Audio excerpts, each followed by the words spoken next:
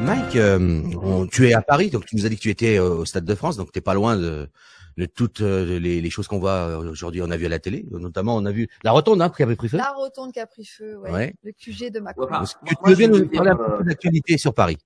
Ce qui se passe sur Paris, pour moi, c'est piloté par l'État. Voilà. Alors, on a les Black Blocs qui sont en fait soit ils sont les idiots utiles de l'État, soit ils sont les complices. Hein. C'est un des deux. J'ai pas encore la réponse, mais bon, en tout cas, eux travaillent pour l'État, dans le sens où plus ils font les cons, plus ils cassent, parce que en fait, l'objectif de l'État, c'est de retourner l'opinion publique contre les manifestants. Voilà. Donc, les Black Blocs, ça, c'est leur rôle. Ensuite, les syndicats, eux, sont financés par l'État, ils sont subventionnés par l'État. Et donc, ils sont main dans la main avec l'État. Alors, ils jouent une sorte d'opposition. Regardez comme on est dans l'opposition face à Monsieur Macron. Mais si le Conseil constitutionnel valide la loi, et je pense qu'il validera, il n'y a pas de mystère. Alors, peut-être qu'ils supprimeront un alinéa, je sais pas quoi, mais bon, ce sera pas important. Écoutez, le Conseil constitutionnel, c'est quand même Laurent Fabius. Je veux dire, Laurent Fabius, il a accepté la suspension des soignants, le pass sanitaire. Je vois pas pourquoi il refuserait le passage de 62 à 64 ans. Voilà. Enfin, je veux dire, il y a aucune raison en réalité. Donc, les syndicats l'ont bien dit. Si le Conseil constitutionnel valide la loi, eh ben, les syndicats s'arrêteront. En réalité, dans les syndicats, il y a deux choses. Il y a la base, voilà, les simples cotisants qui sont, comment dire, des vrais gens et qui sont entre guillemets radicaux, et les élites syndicales qui, elles, ce sont des notables. Et ces vrais gens poussent cette élite à aller en frontal en opposition. Voilà, elle les pousse. Si la base ne les poussait pas, bon il y aurait pas eu de manif. Hein, faut dire les choses. Donc du coup, l'élite doit montrer, voilà, devant la caméra, qu'ils sont énervés, qu'ils sont contre la réforme, qu'ils sont contre l'État, et donc ils font du cinéma. Hein. Moi, vous savez, je suis un ancien attaché parlementaire, j'ai fait Assemblée, j'ai fait Sénat, tous ces trucs, tous ces jeux-là, je les connais, tout ce cinéma, je le connais. Vous voyez, sur la 3, les mercredis, les jeudis, il y avait les questions au gouvernement. Alors, vous voyez, le mec, là, il gueule, ouais, vous êtes comme ça et comme si, c'est pas bien. Et puis, quand ça passe sur France 3, et quand l'émission s'arrête, ils vont en buvette parlementaire boire le coup tous ensemble. Là, c'est la même chose. Hein. C'est-à-dire que il y en a même qui font des bras d'honneur, dis donc. Voilà, ils font des bras d'honneur, et puis après, ils disent, ouais, mais t'as compris le bras d'honneur, hein, c'était juste pour faire genre. Hein. Voilà, bon. Donc, tout ça, c'est du cinéma, en fait. Et en réalité, vous verrez le mouvement, ce fameux mouvement révolutionnaire va très vite, va très vite s'arrêter. Voilà. Enfin, en tout cas, sur Paris, ce qui est possible, c'est que ça puisse s'embraser par la province. C'est-à-dire que des gens, des camionneurs ou des, je sais pas moi, des simples salariés des raffineries ou d'autres domaines, se disent, nous allons prendre en main une sorte de mouvement contestataire. Ça peut permettre de faire une forme de boule de neige sur tous les autres métiers. Ça, c'est possible. On a vu par exemple les pompiers qui ont rejoint les cortèges, mais je le dis, ça ne viendra pas de Paris et ça ne viendra pas des élites, enfin des élites syndicales. Ça viendra des gens comme ça qui voudront se prendre en main et qui diront non, cette fois, ça suffit. Et pour le coup, moi j'ai bon espoir qu'il y ait quelque chose. J'aime bien ce que tu dis parce que effectivement la Révolution française n'est pas née à Paris. En 1789, la Révolution Ouais, française vient de Visil. La Révolution française n'est pas un exemple de Non, mais populaire, hein. on parle du soulèvement entre guillemets des gens qui se sentent concernés ou pas, les pompiers, etc. Et on sait très bien que Paris n'est pas la France. La France, elle est plus vaste que ça. Et généralement, ça vient, comme tu disais, de la province, les gens qui vont se réveiller d'en bas, la France d'en bas. Tout à fait. Clairement. Et comme je le disais tout à l'heure, tout a commencé à Visil et non pas à Paris en 1789. Pour moi, cet exemple, il est un peu tronqué parce que c'est quand même les bourgeois qui ont fait la révolution pour renverser les. Par la suite, mais ils sont montés.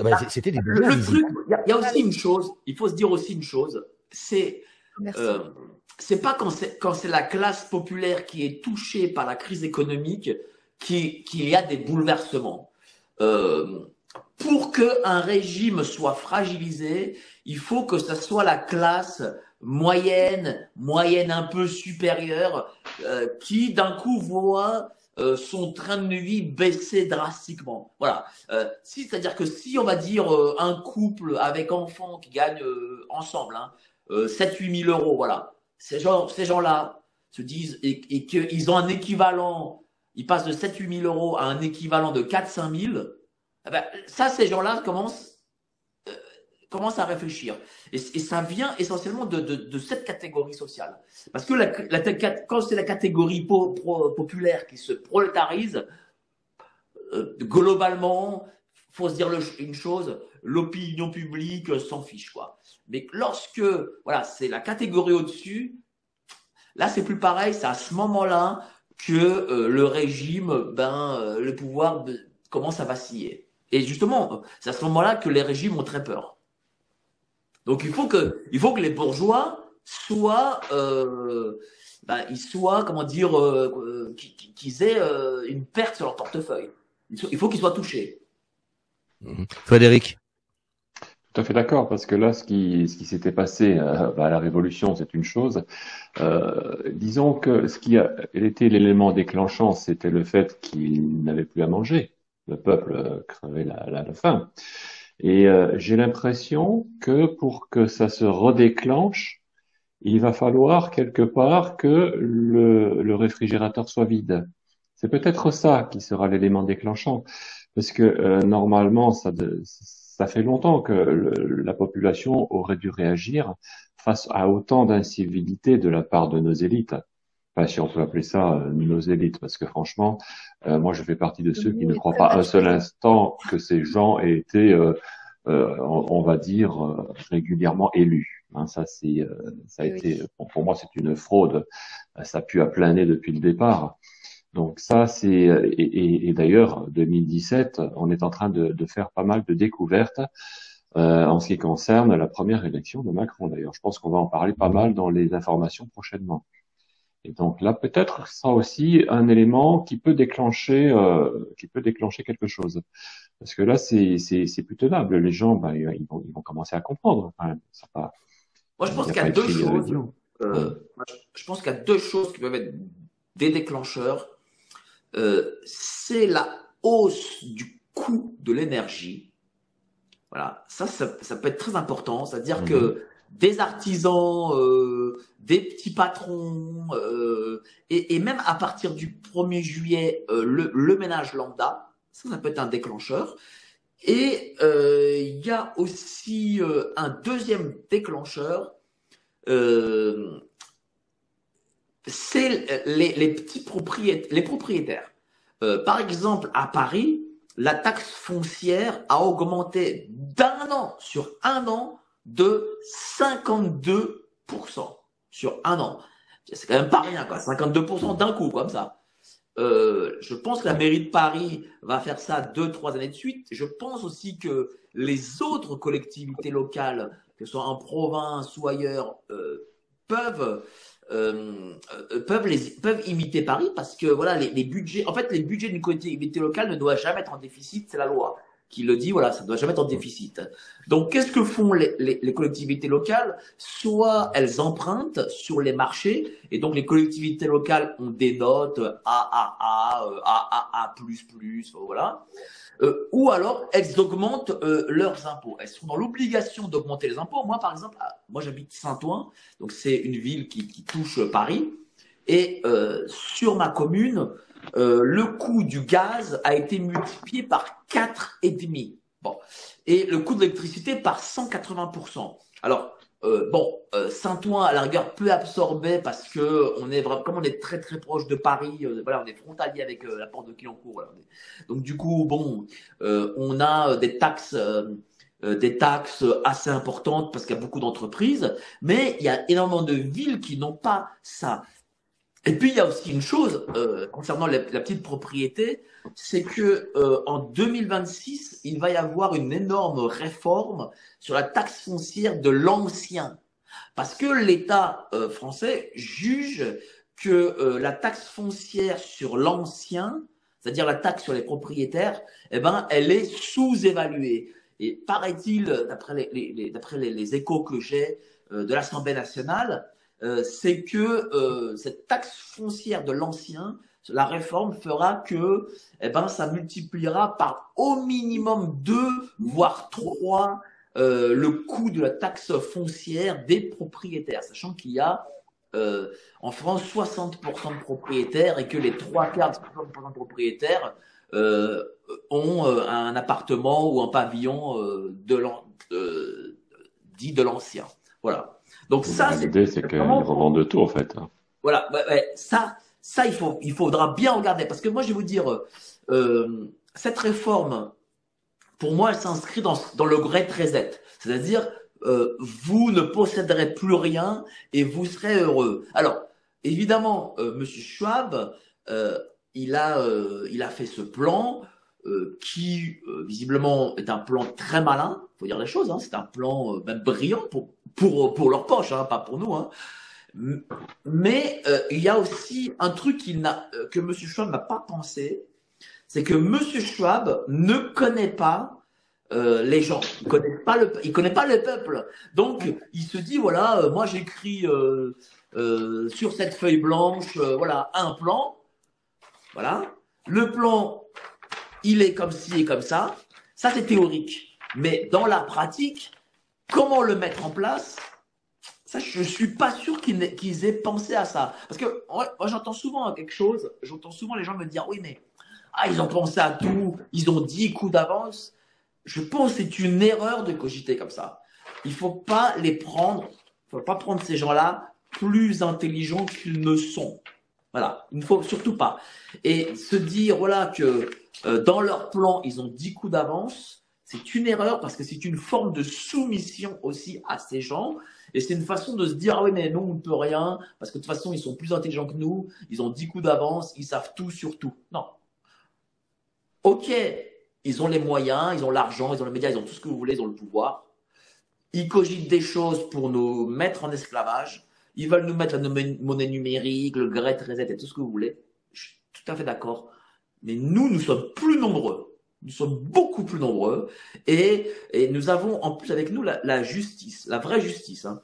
Et donc, du coup, il faut avoir foi dans le fait que nous ne serons pas esclaves de ces gens et que nous réussirons à les contrer. Il faut vraiment croire en nous. Hein.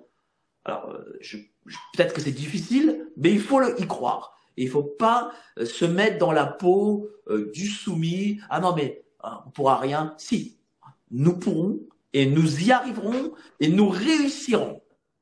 Mais cette soumission serait insupportable de toute façon, parce que tu l'as très bien dit tout à l'heure, l'élément déclenchant d'une révolte peut être effectivement l'augmentation de l'énergie, par exemple, et parallèlement, tu as toujours l'arrogance de Macron, qui est parti en Chine avec l'A330, 20 000 euros de l'heure, de notre poche quand même, ça il faut le dire. Donc ça, comme provocation, c'est difficile de faire pire. Donc là, je pense que ça aussi va être un des éléments déclenchants sur ce type de révolte. C'est que économiser de l'énergie, mais moi par contre, je vais en Chine, je prends le petit A330 Et puis vous me le payez, hein, 20 000 euros de l'heure, d'accord? Vous êtes gentil. Bon, ben ça devient, je pense, pour tout le monde, ça peut devenir évidemment insupportable. S'ils connaissent un petit peu le prix de ce petit avion, bon, faut quand même arrêter de rigoler. Ah, 330, un petit avion. Petit.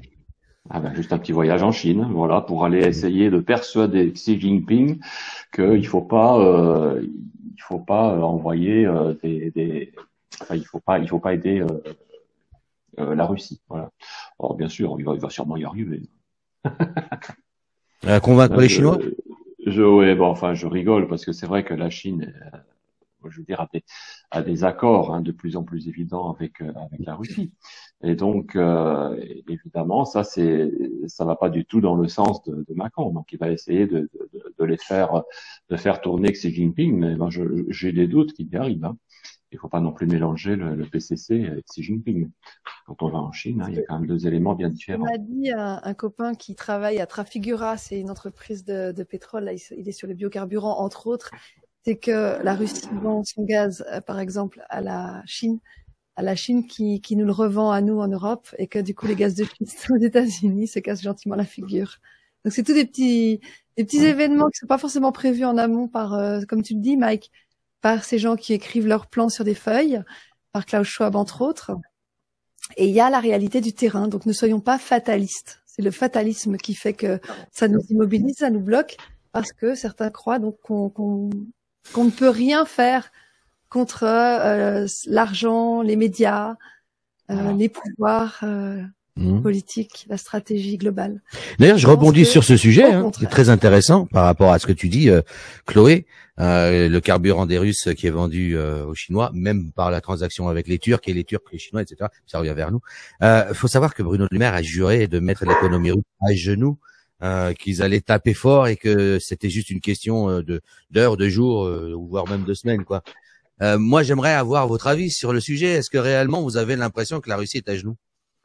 Contrario à la France, hein. Il y a eu une information. À genoux, je trouve. Il y a eu une information qui n'a pas fait les gros titres, c'est que l'ensemble des pays de l'OPEP, Russie, Irak, Arabie Saoudite, etc., ont baissé leur production de pétrole. Par exemple, la Russie de 500 000 barils jour, voilà, de moins. Je crois que l'Arabie Saoudite c'est pareil, l'Irak, enfin bref, tous ces pays pétroliers ont baissé entre 100 et 500 000. Qu'est-ce que ça va créer? Ça va créer que le baril du pétrole sera plus cher. Et qu'est-ce que ça va faire? Eh ben, vous aurez déjà que l'essence en France est à 2 euros le litre. Eh ben, ça va rendre l'essence peut-être à 2,20, 2,30, 2,40, 2,50, peut-être même plus. Est-ce que, rappelez-vous, les gilets jaunes, ça a commencé à 1,30, je crois, ouais, dans ces zones-là. 1,40. Là, on rajoute encore 1 euro de plus par litre. Je veux dire, à un moment donné, alors peut-être que le grand public a pu l'absorber, cette hausse sur 2022. Mais à un moment donné, tout augmentant, mais à des niveaux stratosphériques, il ne pourra plus l'absorber. Le grand public ne pourra plus l'absorber. Et même, je vous dis, cette classe moyenne un peu supérieure, où madame gagne 3000 et monsieur 3000, eh ben, eux-mêmes, et pourtant qui étaient une belle classe moyenne à une époque, eh ben, eux-mêmes ne pourront plus l'absorber. Et cette personne-là, quand elle est touchée, c'est là que, eh ben, elle devient dangereuse pour les pouvoirs publics. Et ça arrivera. Parce que moi, je vais vous dire, pour en venir au grand Trésette, vous avez un couple, il s'achetait un pavillon, on va dire, à 200 ou 300 000 euros. Bon. Si vous lui dites, ah ben monsieur, madame, votre pavillon, il ne vous appartient plus, vous allez payer les 200 300 000 euros, il vous reste encore, je sais pas, encore 5 ans ou 10 ans, vous avez payé les 2/3 de votre pavillon, et ben maintenant, il appartient à l'État. Je suis pas sûr que monsieur et madame acceptent aussi facilement, hein, que d'avoir une injection dans le cul. Ça, je peux vous le dire. Frédéric? Oui, tout à fait. Bah, là, c'est ce qu'on est en train de voir apparaître, hein, tout doucement, parce que les gens maintenant vont bien comprendre ce qui se passe. Donc là, les comportements changent déjà, hein, la façon de se déplacer aussi change. Moi, le premier, je vais vraiment optimiser mes trajets en voiture.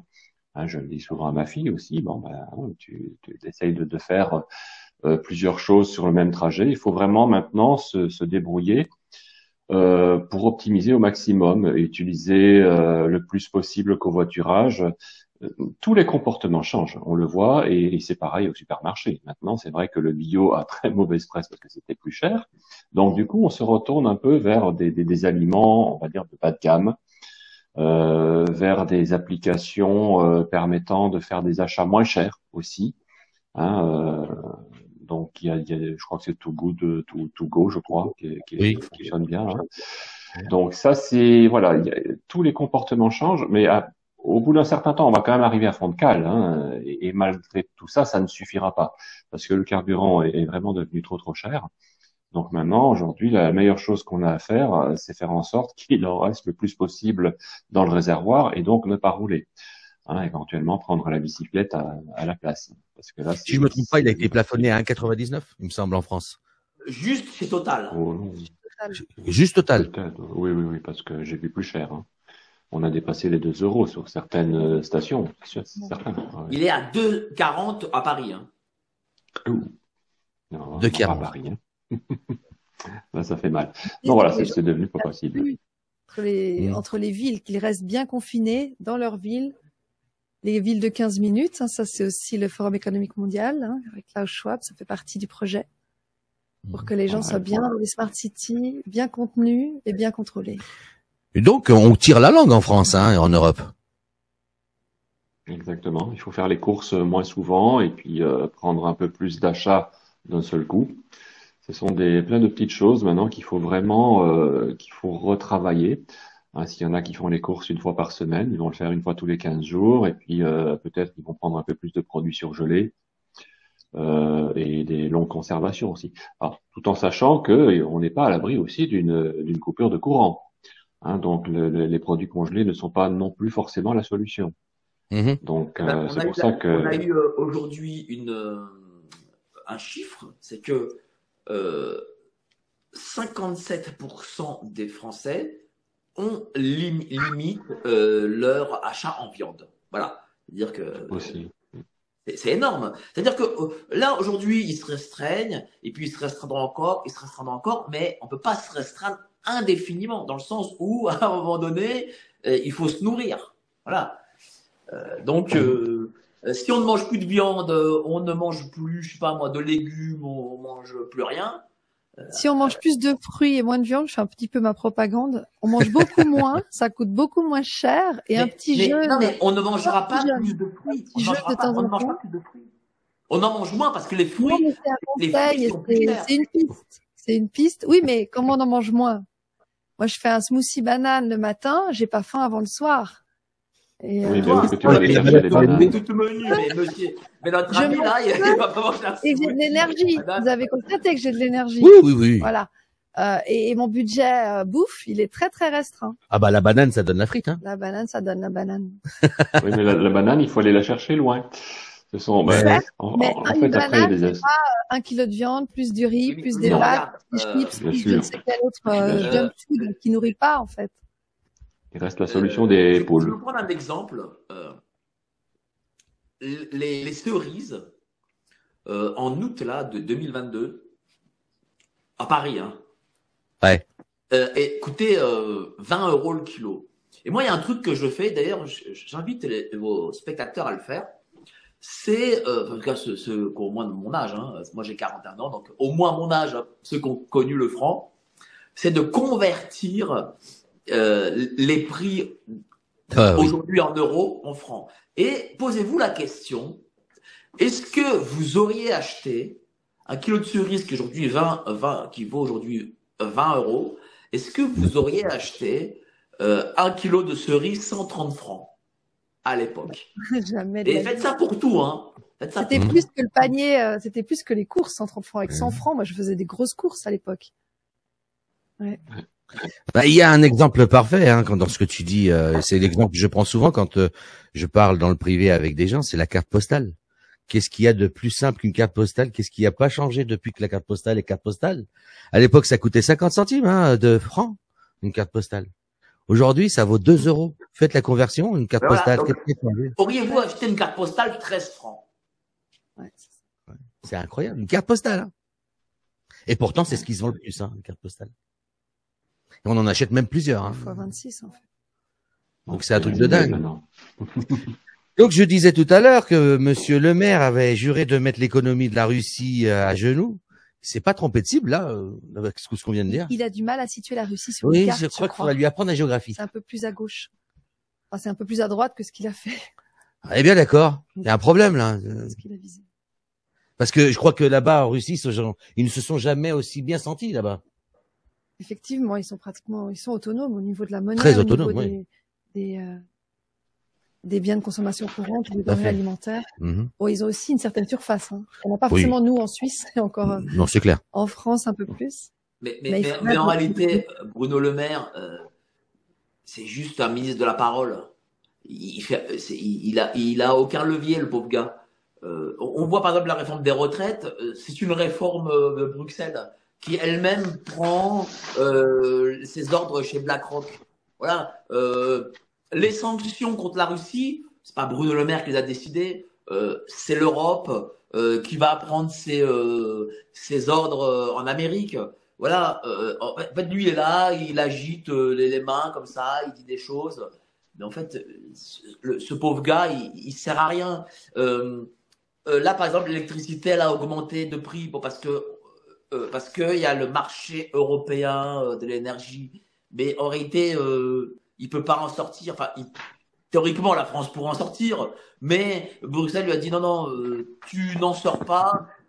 Sinon, on va pas imprimer des euros qui iront en France. Voilà, donc en fait, ce gars-là sert à rien.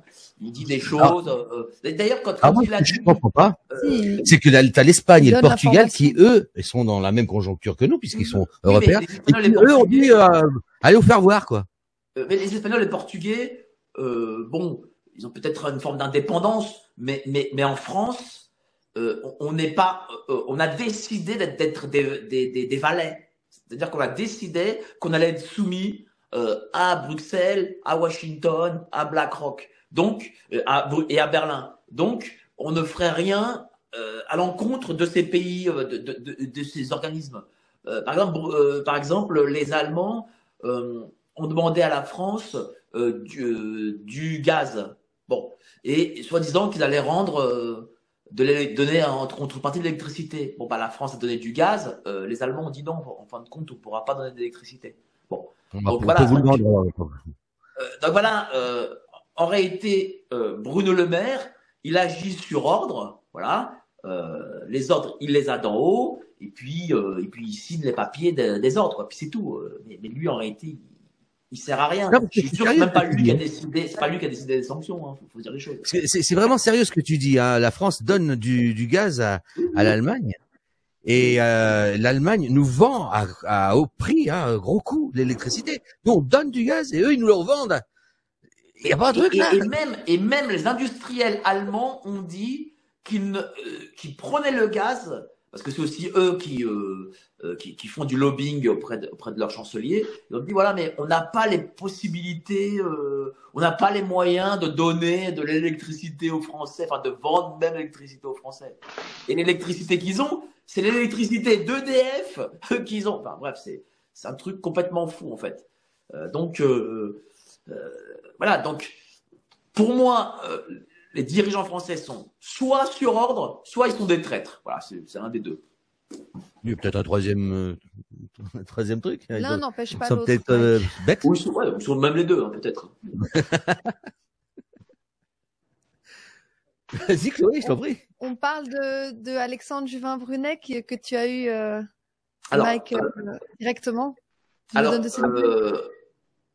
D'abord, j'ai vu son avocat Juan Branco et j'ai appris une chose. J'ai eu une information de sa part que je trouvais complètement dingue. C'est qu'en réalité, la justice a agi en mettant en détention Alexandre Juvin-Brunet pendant presque 5 mois parce que Libération a fait un forcing auprès du juge.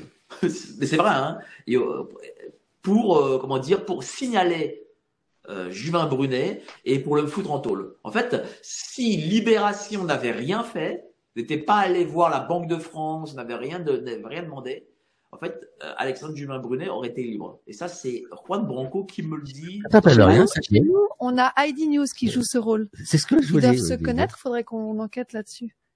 C'est grâce à ID News que on a tous J'ai nos des gros ennuis. copains à toi, Eddie News, il me semble. Ouais, hein. alors c'est pas forcément réciproque. Mm. Ils m'aiment avec de l'amour Oh, oui. vache, tu sais. L'amour très vache, Ouais, même. ouais.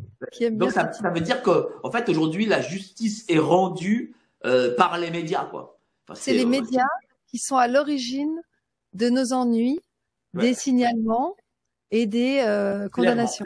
C'est vraiment le monde à l'envers. C'est censé être le quatrième pouvoir, c'est le premier délateur. C'est ça. Et je me suis même laissé entendre dire, en ce qui te concerne par rapport aux médias, que certains médias étaient au courant de choses que tu n'étais même pas au courant toi-même avant toi. 3 ou 4 fois, il y a eu des événements où ils ont eu des informations qui ont fuité depuis le département de l'instruction publique, par exemple, que je n'avais pas. Que tu l'avais pas. Ou du service ou du ministère public. Te concernant, hein. Me concernant, que mon avocat et moi n'avions pas. On l'a eu 1 ou 2 jours plus tard. C'est extraordinaire. Ils ont quand même de... Je me suis déplacé, j'ai mis à charger le téléphone. Parce que Ah, t'as changé de décor. Voilà. J'ai changé de chaîne, en fait. T'as changé de chaîne. Faudrait que si tu veux intervenir, te gêne pas, hein. Eh bien, là, je pense que là, de cette question-là, on a fait à peu près le tour. Je ne sais pas si on avait d'autres sujets à aborder sur cette vidéo. Qu'est-ce que tu dis? Question précise. Est-ce qu'on avait prévu d'autres questions? Ouais, il est tombé, non? Mike reste avec nous, hein. Ah. Tu voulais pas nous parler du capitaine, Frédéric? Ah oui. Le capitaine, je l'ai reçu une fois aussi, oui. J'avais fait une vidéo avec lui, donc j'avais pas encore très bien compris le mécanisme du franc libre tel qu'il l'avait lancé. Peut-être que Mike en sait un petit peu plus par rapport à ça. Parce que c'est vrai que lancer une monnaie aujourd'hui, c'est quand même assez tentant, dans la mesure où on sait déjà que l'euro va se casser la figure, de même façon que le dollar, évidemment, ça va s'enchaîner. Donc à un moment donné, il va falloir introniser une nouvelle monnaie. On ne sait pas encore exactement comment ça va se passer, mais il va falloir y passer. Sinon, on va se retrouver dans un monde où on va de nouveau procéder comme au Moyen-Âge, c'est-à-dire par troc. Je te donne une poule, tu me donnes 10 kilos de patates, etc. Il y aura peut-être d'ailleurs un passage transitoire pendant lequel on risque d'en arriver là. C'est pour ça que je dis toujours aux gens, essayez d'avoir un peu d'argent liquide de côté pendant cette période un petit peu délicate. Mais pas non plus 10 000 balles dans un bas de laine, parce qu'il faut savoir qu'encore une fois que c'est de l'argent qui va se casser la figure. Donc il faut pas, si vous voulez vraiment mettre à l'abri votre argent, ben, il faut le placer intelligemment dans les métaux précieux ou peut-être éventuellement la pierre, mais bon, quand je dis la pierre, c'est-à-dire les biens immobiliers. C'est pas encore ce qu'il y a de plus sûr non plus, parce qu'on peut pas la cacher, et puis tôt ou tard, on va nous harponner avec les taxes foncières, comme le disait Mike tout à l'heure, et c'est ça qui va faire que peut-être un jour, on aura non seulement peut-être envie de vendre sa propre maison, peut-être même envie de la donner, parce qu'on n'aura plus les moyens de payer la taxe foncière. On peut en arriver à des situations comme celle-là, où on va supplier l'État de bien vouloir acquérir notre bien immobilier gratos. C'est pas de la fiction. On peut en arriver à une situation aussi absurde que celle-là. Il leur suffit d'utiliser leur levier habituel, c'est-à-dire on monte un petit peu le curseur vous savez, le curseur de l'impôt foncier, et ça y est, ça devient insupportable. Et on a déjà eu des cas un petit peu similaires dans certains villages en France où les terrains constructibles non bâtis devaient écoper c'était 5 euros d'impôt au mètre carré. Et l'année suivante, ça a augmenté à 10 euros. Ça veut dire que la personne qui avait 1000 mètres carrés, par exemple, devait payer 10 000 euros chaque année. Et donc, du coup, les gens, qu'est-ce qu'ils faisaient? En désespoir de cause, ils vendaient leur terrain, alors qu'ils le destinaient peut-être à un enfant ou un héritier ou je sais pas qui. Donc voilà, on contraint les enfants vraiment à se débarrasser de certains biens. Et dans l'immobilier, je pense qu'on va vers ça. Ça va être une explosion des taxes foncières, tu l'as très bien dit, Mike. Et avec Alors, ça, ben, effectivement, on va se retrouver dans la situation que préconise Schwab. Ils n'auront plus rien, ils seront heureux. alors aujourd'hui, au niveau de l'investissement, alors on parle de l'or, mais Oui. bon, c'est comme tout, l'or, le cours de l'or peut être aussi truqué, hein. Je veux dire, normalement, l'or devrait être beaucoup plus haut qu'il ne l'est actuellement, le cours. Bon, là, en Il va réalité, il y monter. a rien de sûr.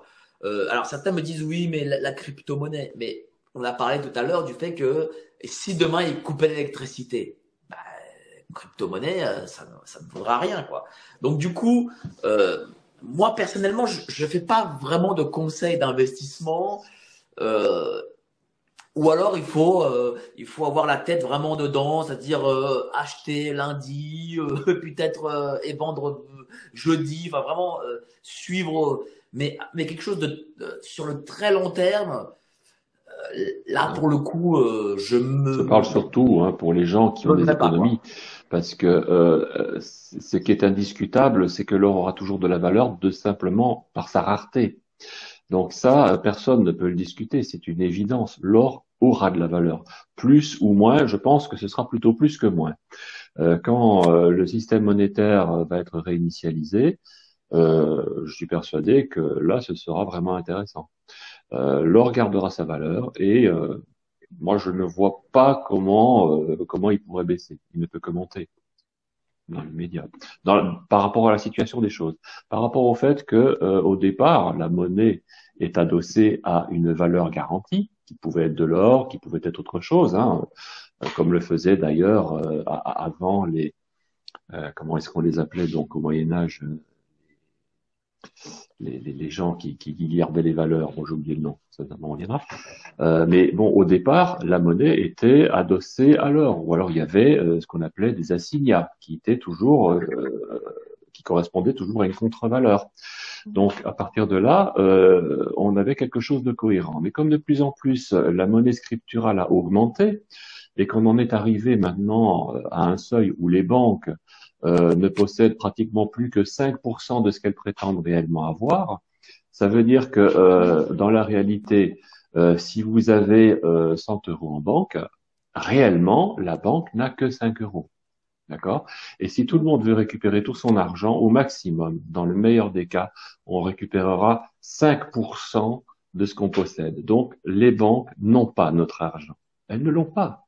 Les banques sont ruinées.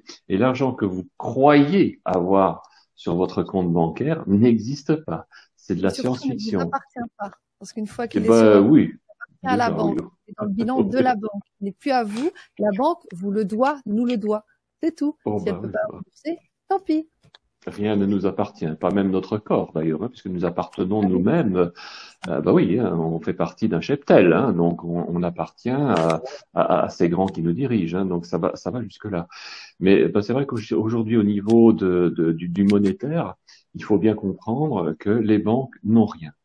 Et donc partant de là, si aujourd'hui vous avez la possibilité d'acquérir quelque chose qui a de la valeur, moi, je recommande encore de le faire pendant que c'est possible. L'or est en train de monter actuellement, tout doucement, depuis 2 ou 3 mois. Ça grimpe assez bien.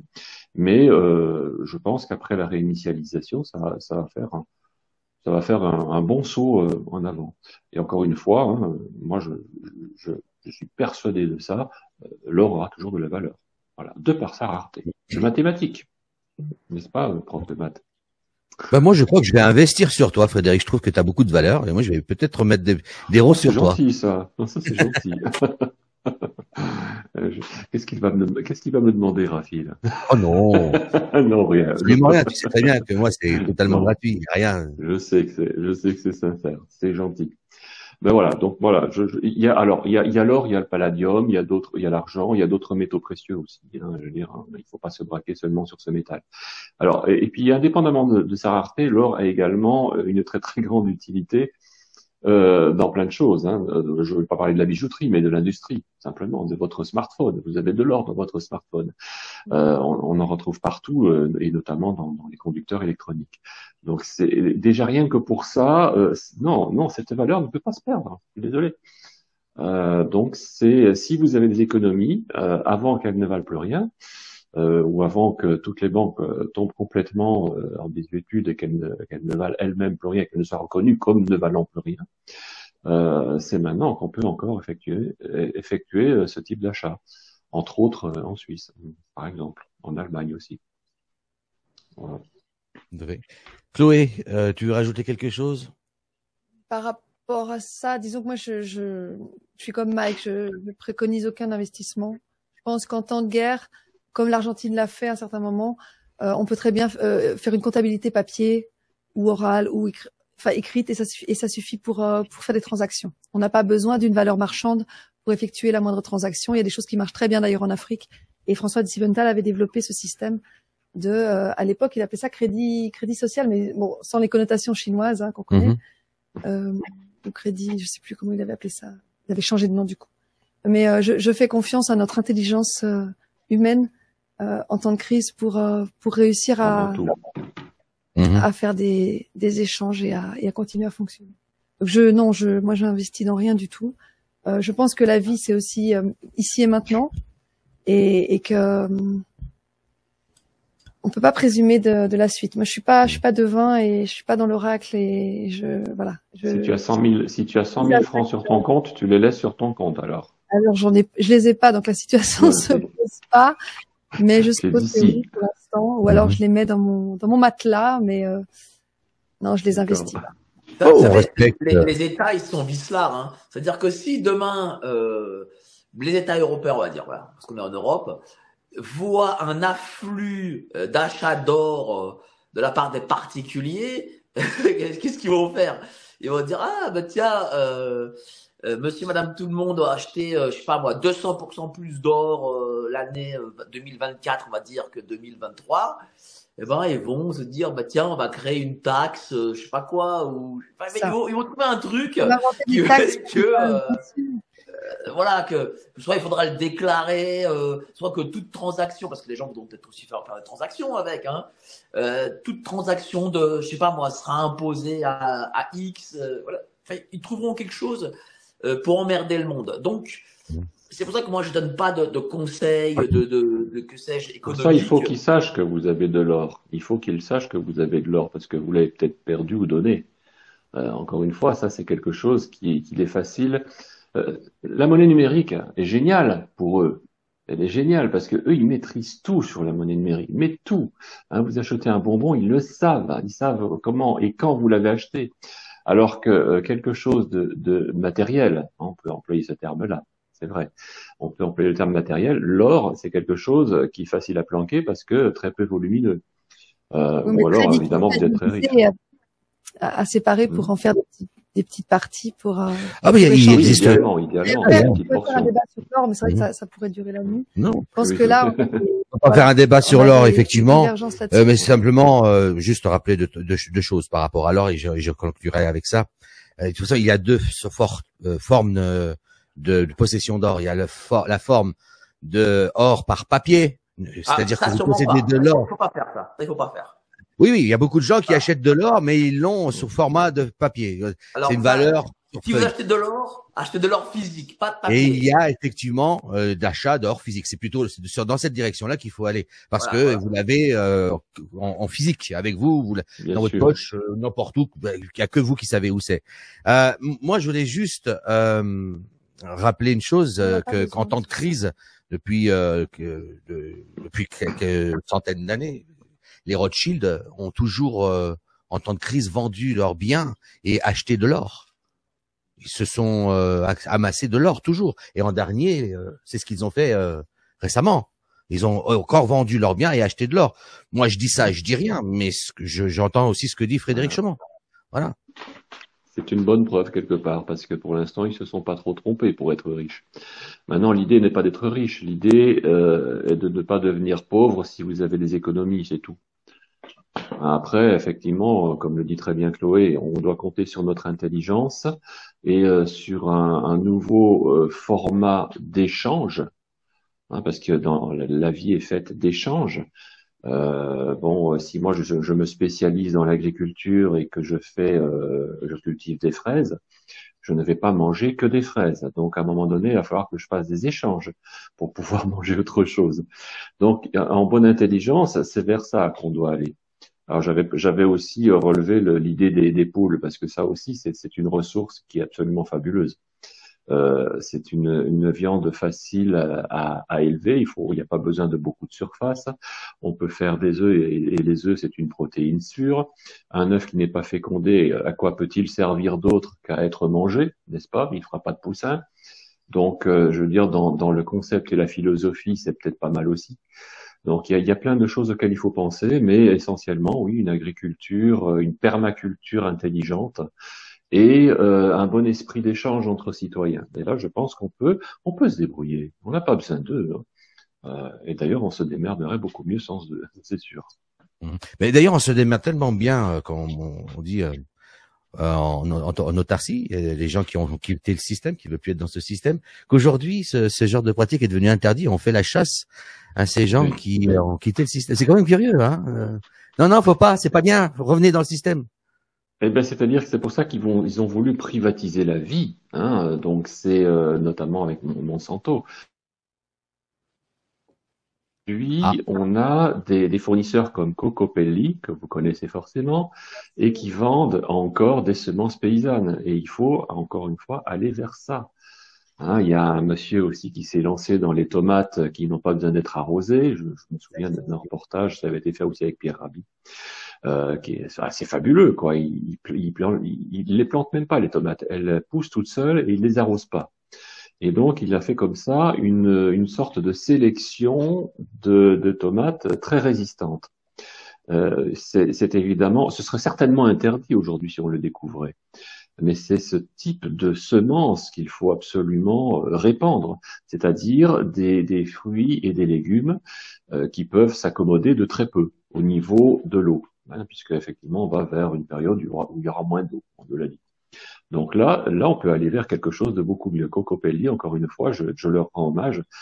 Ils ont une conception des choses que je salue, hein, parce que eux, ils veulent sauver ce que la nature nous a déjà donné et que l'industrie veut nous reprendre.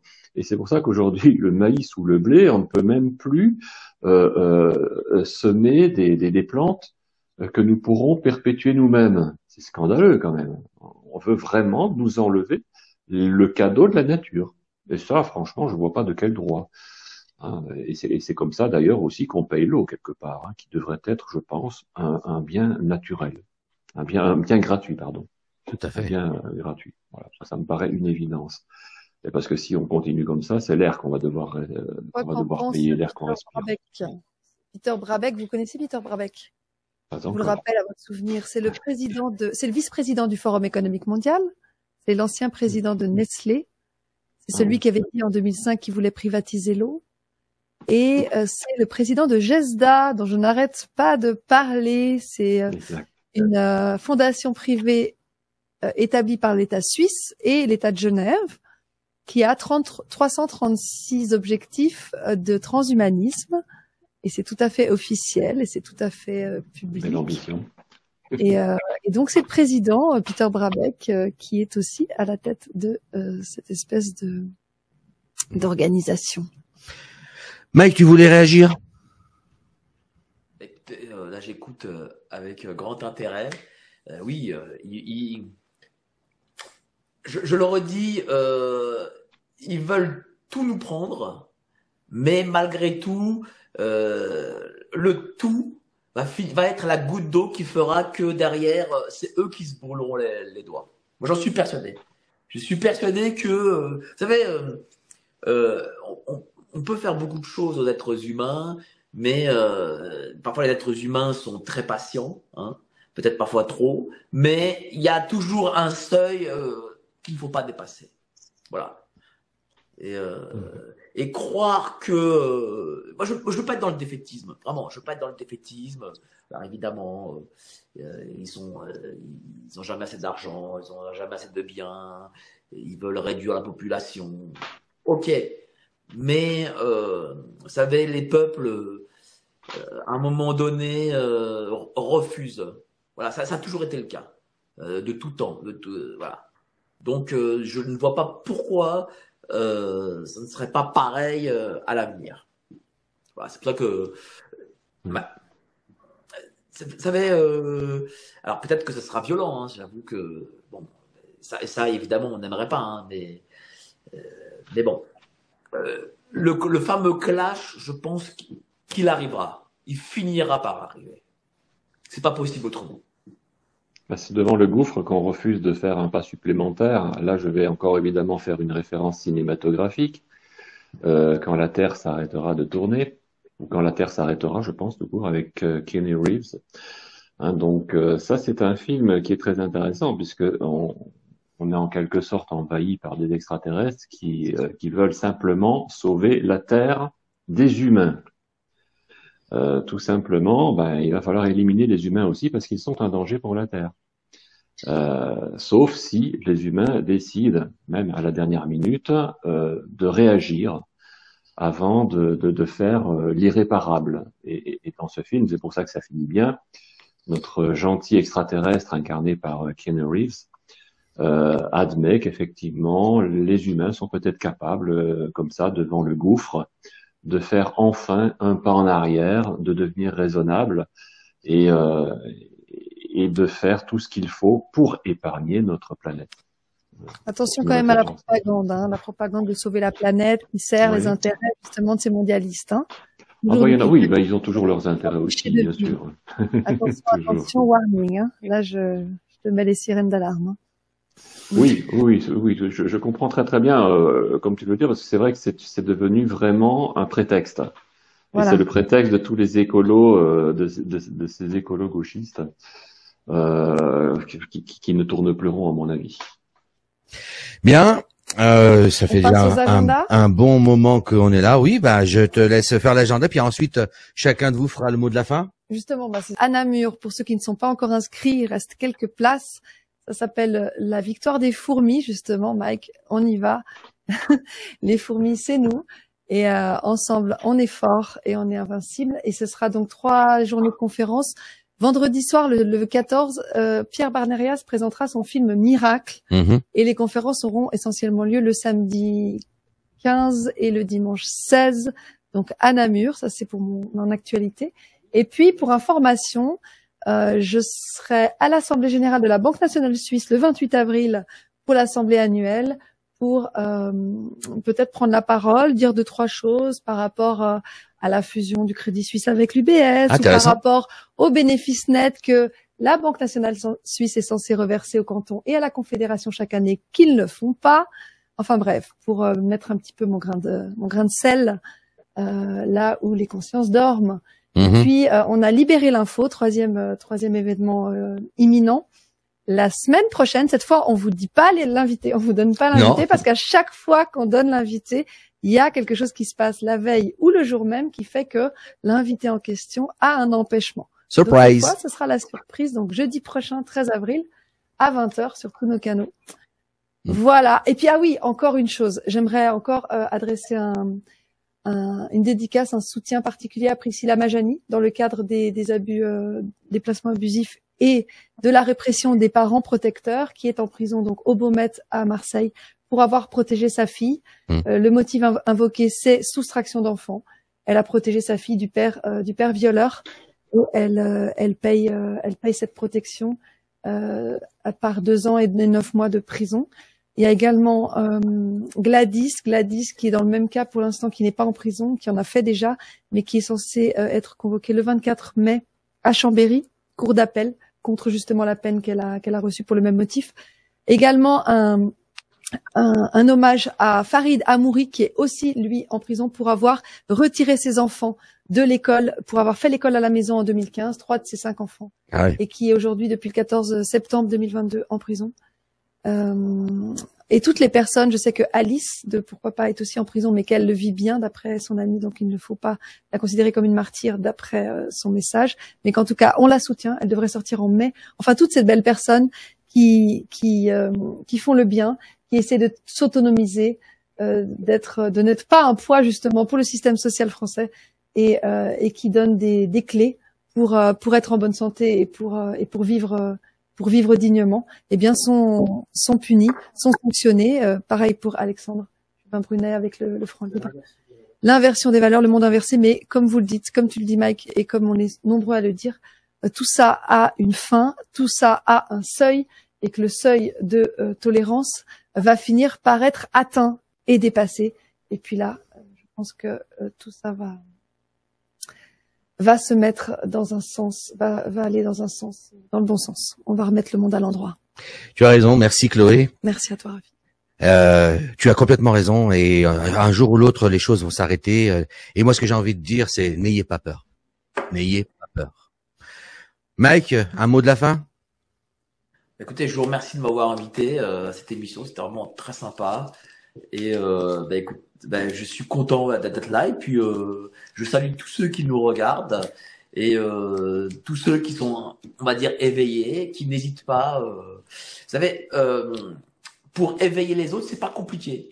Vous en parlez à vos amis, à votre famille, et même si vous arrivez à faire revenir dans une forme de droit chemin un parent, un cousin, un ami, une femme, un mari, c'est déjà beaucoup parce que plus on le fait, plus chacun de nous le faisons et plus nous arriverons à faire revenir des nôtres parmi nous.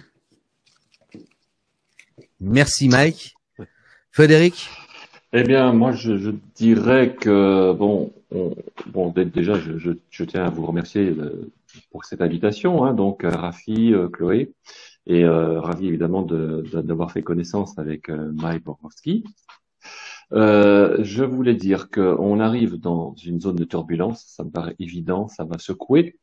Ça va être, je pense même difficile, mais par contre, je suis absolument persuadé, et ça je suis même sûr, que on va vers le mieux, comme le dit très souvent, ça y est, il est revenu lui, comme le dit très souvent Antoine, the best is yet to come, et ça alors j'en suis sûr, le meilleur est à venir, donc il faut rester vraiment confiant.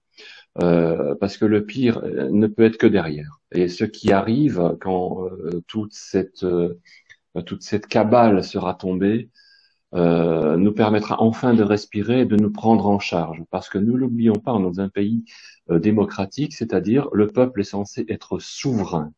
Et les grands qui nous dirigent, ça, ils l'ont complètement oublié et je dirais même, ils en ont rien à foutre. On est là et on va faire ce qu'il faut pour reprendre les choses en place. Là, je suis très, très confiant, très confiant. The best is yet to come. Voilà, en anglais, tant pis. Hein. On te comprend très bien, Frédéric. Tes émissions que tu nous fais, j'aime beaucoup. Elles sont très, très, très compréhensibles, très vulgarisées. On les comprend vraiment très, très bien. Voilà. C'est gentil, merci. Tu vas avoir une vue de face, parce que je suis un peu sur le profil. Non? En tout cas, on va la faire comme ça. En tout cas, moi, je vous remercie, vous trois, pour cette soirée riche d'enseignements, riche d'informations, riche d'amour de nous tous, puisqu'on a donné de l'amour. Je vous remercie vraiment pour ça. Je remercie aussi les beaux cœurs. Je remercie aussi les Agoraciens et les Agoraciennes de nous supporter, parce que ça fait une longue émission. On essaie de faire des émissions de qualité. Et je demanderai aux Agoraciens et aux Agoraciennes et tous ceux qui nous regardent, pas seulement, puisqu'on est scruté à la loupe, sachez-le, ainsi que les médias mainstream qui nous regardent vraiment de très très près. Parce que parfois on est même imité. C'est marrant. Hein? Je vais vous dire, ne croyez pas un seul mot de ce qu'on vous a dit. Ne croyez-nous pas sur parole. Allez vérifier. Et vous verrez. On est d'accord? Très beau mot de la fin. Voilà. En tout cas, moi, je vous remercie. Je vous dis à bientôt sur Agora TV. Et comme je le dis souvent et que je suis maintenant imité, je vous aime. Bye bye. Bye bye.